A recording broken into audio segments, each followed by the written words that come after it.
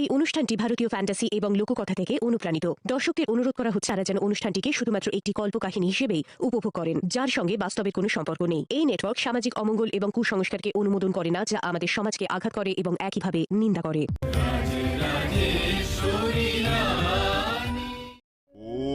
ॐ प्रत्यालीढ पदाङ्घोरां मुक्तमाला विभूषितां खर्वां लम्बोदरीं भीमां व्यघ्रचर्मामृतं कटौ नवयौवनसम्पन्नां पञ्चमुद्रा विभूषितां चतुर्भुजां लोलजिह्वां महाभीमां वरप्रदाम्।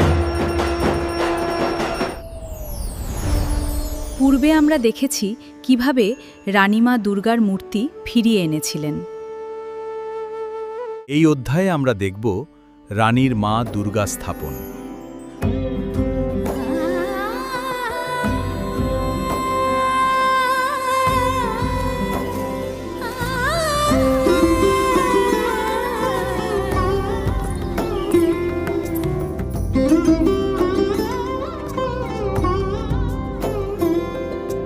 সমারোহে এসো হে পরমতর সুন্দর এসো হে। সমারোহে এসো হে পরমতর সুন্দর এসো হে। ঝনক ঝনক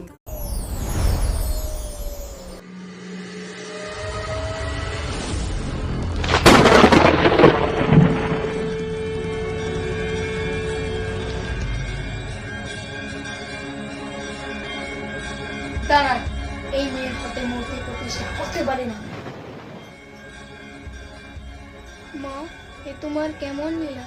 এ কোন সংকটে ফেললে মা? এই মেয়ে বড়ই অলক্ষণ। এই মেয়ের মূর্তি স্পর্শ করার সাথে সাথেই দেবী মা অদৃশ্য হয়ে গেলেন। আচার্য, এ কেমন মহিমা মায়ের? এ কোন দেবীর প্রকট হলেন? কোন সাধারণ দেবী নন, ইনি হলেন নাটোরেশ্বরী দেবী জয়দুর্গা। ইনি নাটোরের কুলদেবী। এই শিলাকে কি স্থাপন করা যাবে? এই দেবীকে স্থাপন করা যাবে না। কিন্তু দেবীর হয়তো এটাই ইচ্ছে। দেবীর তো অনেক রূপই থাকে, তাহলে দেবী স্বেচ্ছায় কোনো রূপ পরিবর্তন করেন, তার জন্য এই দুর্গাপুরের কুলদেবী অদৃশ্য হয়েছে। বেশ, তাহলে আমি নিজেই স্থাপন করব। অসম্ভব, কিছুতেই হতে পারে না। আমি থাকতে এই অনাচার কিছুতেই হতে পারে না। তুমি যদি এই শিলাকে স্থাপন করো তাহলে আমি এই দুর্গাপুর ত্যাগ করব। তুমি কি জানো এই পূজায় নুরু বলি দিতে হয়? ঠিক আছে, তাহলে আমি আমার ঘরে দেবীকে স্থাপন করি। এই তুমি কিসের ইঙ্গিত দিচ্ছ মা?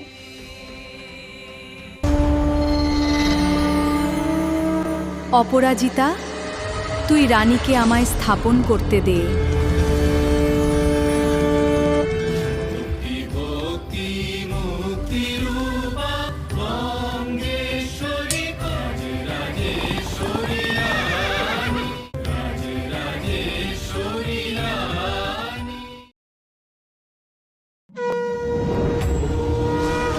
মা আসছেন গজে, নিয়ে আসছেন শান্তির আশীর্বাদ।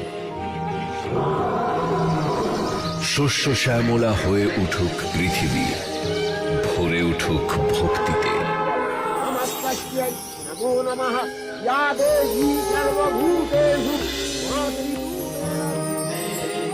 দুর্গা দুর্গতি নাশিনী আসছে সুপার বাংলায়।